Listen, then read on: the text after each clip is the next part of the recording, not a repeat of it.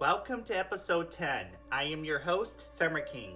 Tonight we're going to be traveling to Columbus, Ohio and explore the Kelton house, where the spirit of Gracie, Sophia, and several other members of the family currently resides. In 1852, Fernando Cortez Kelton and his wife Sophia built their dream home. There they would raise their family. Up until the Civil War, their home became a loving and peaceful home. But during the Civil War, it became a meeting place for many politicians, such as abolitionists and suffrage, as the Union and the Confederates fought amongst themselves to determine whether or not if slavery will be ended. From 1861 to 1865, the Civil War raged on. Eventually, after the Civil War ended in 1865, slavery was finally abolished. But during the Civil War, the Keltons, who showed sympathy towards the Union, refused to compromise their beliefs and did everything they could to help those who were in need. Their home became a stopping point for many runaways, fugitives, and freed slaves who sought refuge in barns, rooms, and even underground tunnels. One girl in particular was that of Martha, who took refuge among the Keltons. She was eventually adopted and married at the mansion. Little did they know that the Keltons' home will eventually become a historical landmark.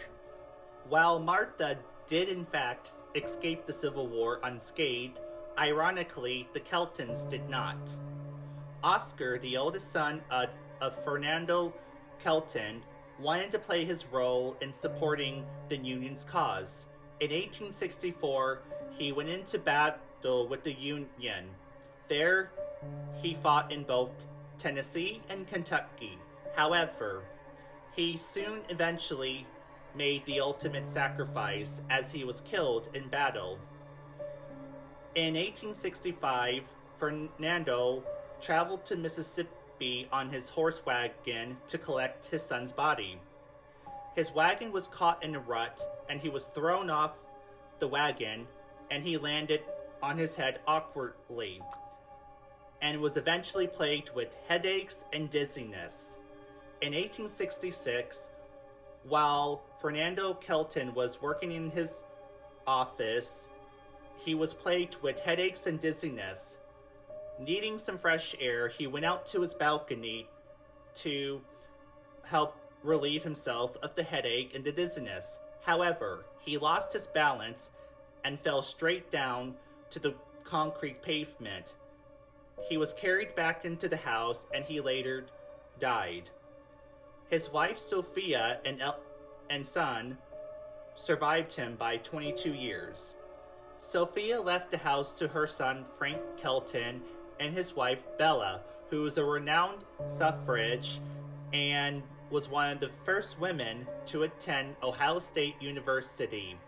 At some point, Frank traded houses with his older brother, Edwin Kelton, and his wife, Laura.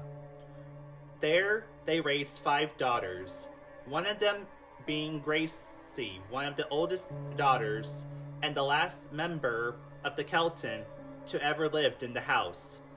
At 94, Gracie passed away and left it to the Columbus Foundation. There they will have 6 months to raise money to restore the house back to its former glory as a museum.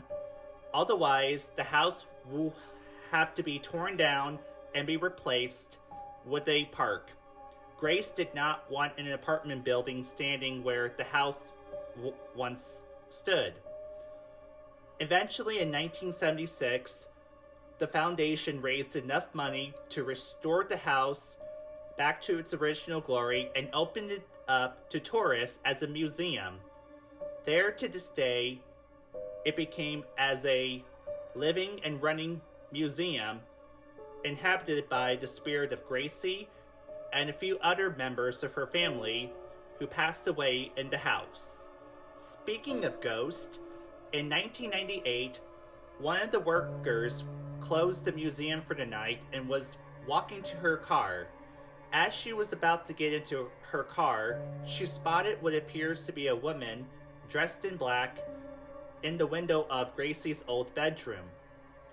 She ran back inside and found that there was no one there. At first she was imagining it, or so she thought. Then it happened again, and many volunteers, workers, and curators have claimed that this could be the spirit of Gracie watching over them. Eventually, other strange phenomena has occurred. Furniture's removed, even though no one was there, and other volunteers and workers have claimed to have a sensation that someone is watching them, even though there's no one there. And one volunteer had claimed that she had almost bumped into what appears to be a tall person, but there is no one there.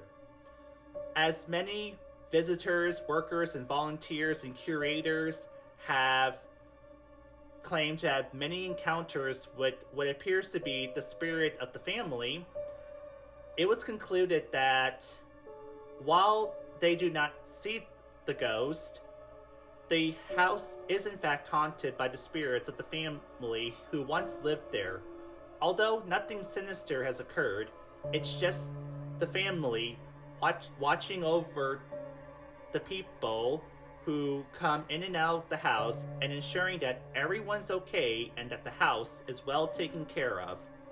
Aren't we glad we have some spirits that is looking out for us? I hope you all enjoyed this video. Let me know what you guys think in the comments, and comment your favorite ghost stories. And until next time, stay classy, and I'll see you all in the next episode.